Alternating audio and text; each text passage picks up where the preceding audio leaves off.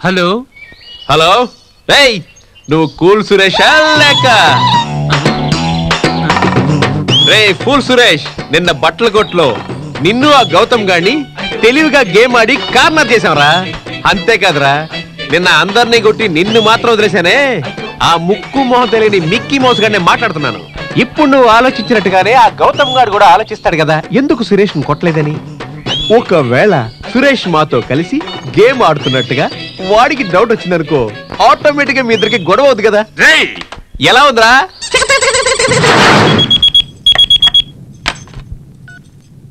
Hello hello నేను గౌతమ్ గారి ఇంట్లో పనిచేసి మాట్లాడుతున్నానండి ఒక మాట అండి ఆ రోజు రాత్రి మీ ఇంట్లో జరిగింది తలుచుకొని మా గౌతమ్ బాబు గారు తెగ బాధపడిపోతున్నారండి అయినా మీరు అందరూ అనుకున్నట్టుగా ఆయన ఏ తప్పు చేసి ఉంటారండి తమరోసారి మా ఇంటి గారికి వచ్చి వెళ్ళారంటే అయ్యగారికి కాస్త ఊరటగా ఉంటదండి వస్తున్నాను ఏంటి విషయం ఎవరా ఫోన్లో ఏం లేదండి మా నల్లుడికి అవమానం జరిగితే మనకి జరిగినట్టేగా చాలా అప్సెట్ అయ్యాడట పెళ్లి దగ్గర పడుతోంది వెళ్ళి అతను ఓదార్చి 4 మంచి మాటలు చెప్దాం రండి వెళదాం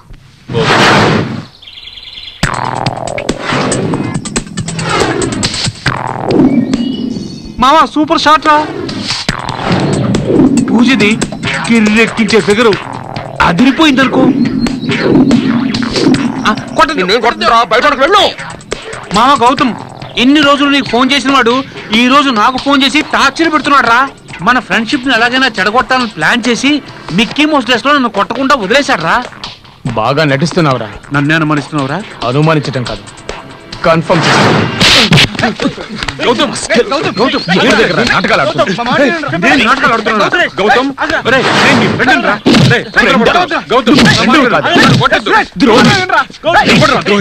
నువ్వు ఎంతమంది అమ్మాయిల జీవితాలు నాశనం చేశావు ఎన్నిసార్లు పోలీసులు అరెస్ట్ చేశారు నువ్వు పెళ్లి చేసుకోబోయే పూజలు కూడా అసహ్యంగా ఫోటోలు తీసి ఆనందించిన వాడు కదా నువ్వు జీవితంలో ఇంకెప్పుడు నీ ముఖం చూడండి రా ఒక అమ్మాయి కోసం నా స్నేహాన్ని అనుమానిస్తావు నీతో పాటు ఉండి ఏదో పనులు చేసినందుకు తగిన శాస్త్రే జరిగిందిరా నాకు అంతకంత అనుభవిస్తారా నువ్వు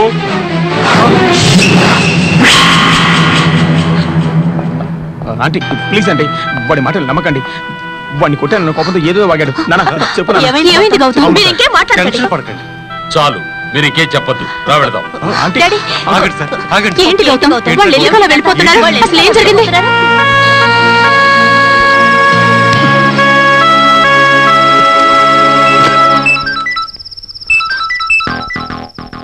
పూజ హలో పూజ చాలా థ్యాంక్స్ పూజ ఈ సిచ్యువేషన్ లో నువ్వు ఫోన్ చేయడం వల్ల నాకు కొంచెం రిలీఫ్ గా ఉంది ఎవడో బేవర్స్ గాడు ఇవన్నీ చేస్తున్నాడు బేవర్స్ కాదరా పడుతాయి హీరో ఎరా నీకు అసలు బుర్ర సరిగ్గా పనిచేదేంట్రా గౌతమ్ అనుమానపడి ప్రాణ స్నేహితుని కూడా కొట్టావు కదరా అయినా ఇదంతా నేను ఆడిన నాటకం రా అక్కడ కొట్టి ఇక్కడ కొట్టి ఇప్పుడు పూజ ఇంట్లో కొట్టబోయే దెబ్బకేరా గింగిర్లు తిరిగేది ఏయ్ వద్దు ఇంకో ½ అవర్ లో నేను కొట్టబోయే దెబ్బకి పూజ ఇల్లు బొంగరంలా తిరగబోతోంది అప్పుడు నువ్వా నేనా అన్నది ఆ సుబ్రహ్మణ్యమే తెలుస్తాడు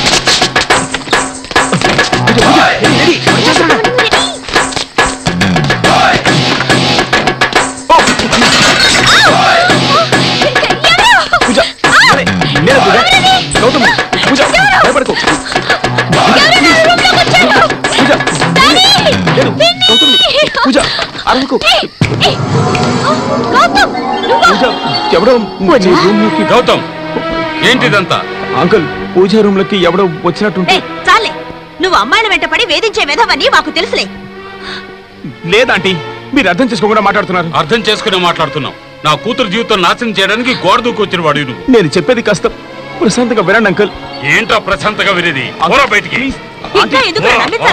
ఇంటికి కాబోయే అల్లుండి నువ్వలుడువా మా అమ్మాయి నీకిచ్చి పెళ్లి చేసే కంటే ఏ నూతులను తోసడం మంచిది పోరా బయటికి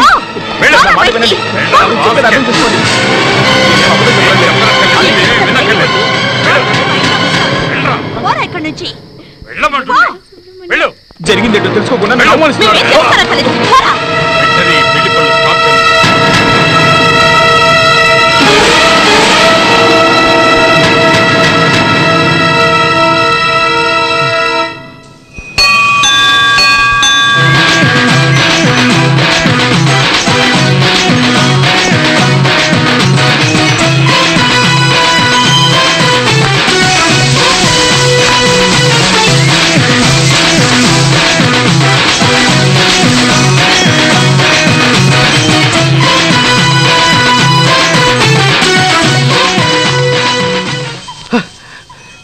సుబ్రహ్మణ్య, అనుకున్నట్టుగానే పెళ్లి ఆపేశాను. నా లవ్ని అన్ని రకాలుగా తెలియజేశాను. పూజ వచ్చేస్తుంది. పెళ్లి అయిపోయిన సంతోషంలో ఐ లవ్ యూ అని చెప్పబోతుంది.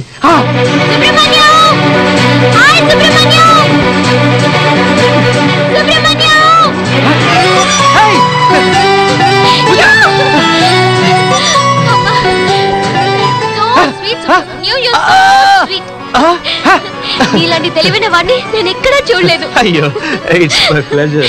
నేను చనిపోకుండా కాపాడావు. నాకు ఇష్టం లేని పెళ్లి ఆపించావు సుబ్రహ్మణ్య. ఇప్పుడు నేను చాలా సంతోషంగా ఉన్నాను. పద సుబ్రహ్మణ్య.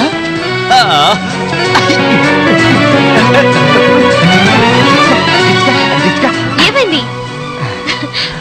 ఆ రోజు ఈ దేవుడే నాకు నేను పరిచయం చేశాడు. థ్యాంక్స్ స్వామి. తర్వాత తర్వాత ఉండు. ఇదిగో సుబ్రహ్మణ్యం, ఉంచుకో. ఏంటండి ఇది?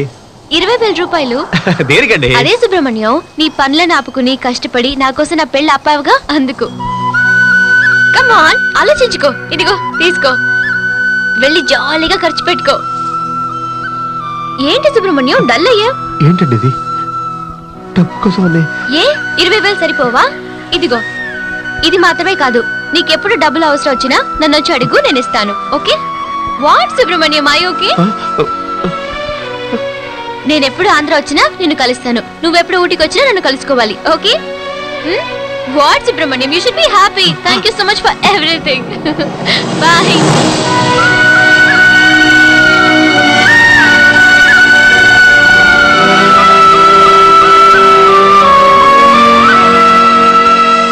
ఇప్పుడు ఈ డబ్బు ఇచ్చి నన్ను కూలివాణ్ణి చేశారు కదండి. ఏంటండి ఇది? నేనేం తప్పు చేశాను?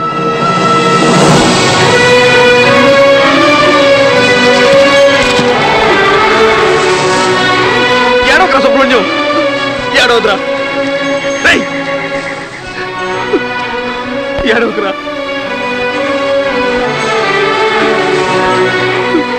వదిలేరా. ఏం చేస్తుంటే నన్ను అర్థం చేసుకునేవారండి మీరు? నా దగ్గర ఏమీ లేదండి. నా దగ్గర మనసు మాత్రమే ఉందండి. నా మనసు చాలా మంచి మనసు అండి. నేను సుబ్రహ్మణ్యం, ఆంధ్ర నుంచి వచ్చాను. మీరంటే నాకు చాలా ఇష్టం అండి. చాలా ఇష్టం అండి. చాలా ఇష్టం అండి. అందుకే ఇదంతా అర్థం చేసుకోండి. ఈ అమ్మాయిలందరూ ఇంతే. నాలాంటి మంచి వాళ్ళని, సిన్సియర్ గా ప్రేమించే వాళ్ళని ఏడిపించి తమాషా చూస్తుంటారు.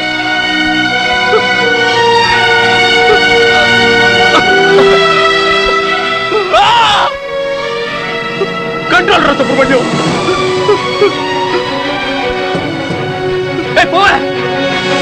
అసలు ఏం మాట్లాడాలని వచ్చారు? అదేదో త్వరగా మాట్లాడితే బాగుంటుంది, మాకు చాలా పనులున్నాయి. అలా అంటే ఎలాగండి? జరిగిందేదో జరిగిపోయింది, అందుకని ఆగిపోయిన పెళ్లి మళ్ళీ జరగకూడదని ఏదైనా రూల్ ఉందా ఏంటి? ఒకసారి పెళ్లి ఆగితే ఆగిపోయినట్టే, మళ్ళీ జరిగే ఛాన్సే లేదు. జరిపించాలి సార్. అందరినీ పిలిచి శుభలేఖలు వచ్చి వేయించి ఎంత డబ్బు ఖర్చు పెట్టావో తెలుసా? చూడండి, డబ్బు పోతుందని మా బాధ కాదు, కుటుంబ గౌరవం పోతుందని. కుటుంబ గౌరవం గురించి మాట్లాడే అర్హత మీకు లేదు. ఎంత డబ్బు కావాలన్నా తీసుకెళ్ళండి, బట్ డోంట్ డిస్టర్బ్ us. ఇప్పుడైనా నేను చెప్పేది కాస్త వినండి ప్లీజ్. ఆంటీ నువ్వు నోర్వై, నీ గురించి నాకు బాగా తెలుసు. గోడ దూకొచ్చి మా అమ్మాయి రూమ్ లో దూరవాడేవి కదా నువ్వు. అది కాదు. జరిగింది ఏమిటో తెలుసుకోకుండా మాట్లాడుతున్నారు. నాకంతా తెలుసు. మీ అబ్బాయిని మెడబెట్టి గట్టినట్టి మిమ్మల్ని గంటకు ముందే ఇక్కడి నుంచి వెళ్ళిపోండి. Please get out.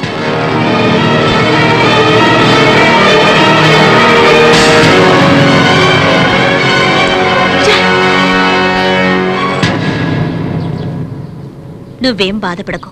నీ మంచి మనసుకి మంచి సంబంధమే వస్తుంది. అవసరం తీరిపోయాక వీడిని వదిలించుకుంది. అయినా సిగ్గు లేకుండా వీడెళ్ళి చెప్పు వస్తానంటున్నాడు. Subrahmanyam, Subrahmanyam, sorry sir, sorry sir. Subrahmanyam,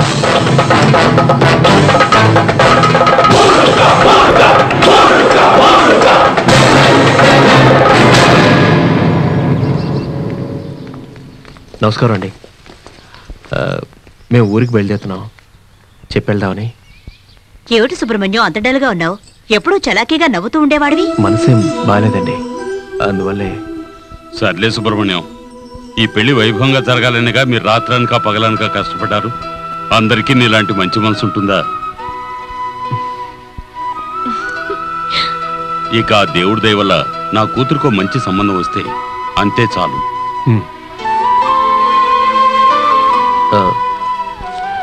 sir, ఇది నేను పనిచేస్తున్నటువంటి ప్రింటింగ్ ప్రెస్ అడ్రస్, ఇది నేను ఉంటున్న హౌసింగ్ బోర్డ్ అడ్రస్. మీకు ఏ అవసరం వచ్చినా నాకు ఫోన్ చేయండి, నేను వచ్చేస్తాను. ఓకే. సుబ్రహ్మణ్యం, ఈ డబ్బు ఖర్చులకు ఉంచుకో. అయ్యో వద్దండి, పర్వాలేదు ఉంచుకో. నాకు డబ్బు ముఖ్యం కాదండి, మనసు మనసు ముఖ్యం. మీరంతా నన్ను ఎప్పుడైనా తలుచుకుంటే అదే నాకు 10,000.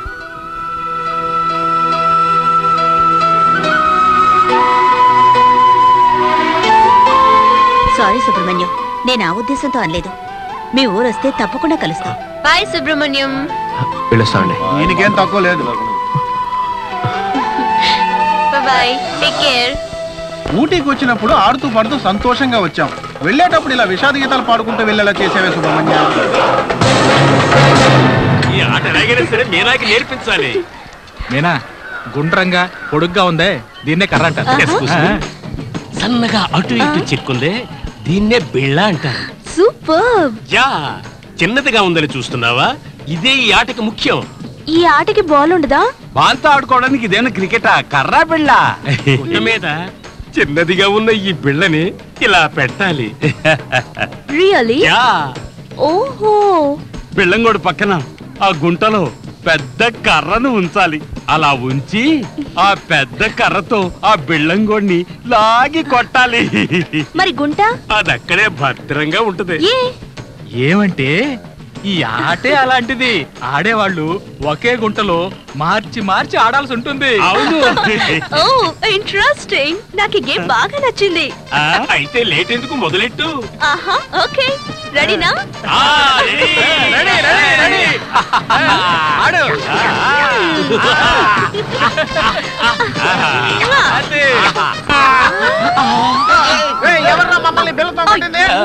రే, ఎప్పుడు వచ్చారా? ఇప్పుడే వచ్చాం మీనా. అయ్యో సారీ, దెబ్బ తగిలిందా? మరేం పర్లేదులే. అవును, ఏ ఊరు వెళ్ళినా వెంటనే వచ్చేస్తారు.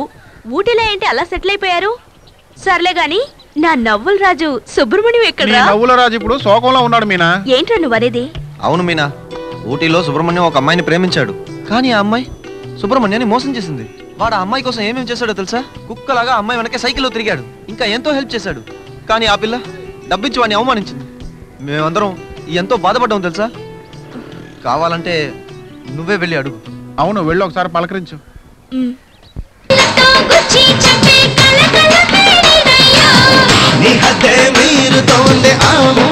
మార్చుకో కన్నీడు మోజులు కొంచెం కొంచెం తీర్చుకో.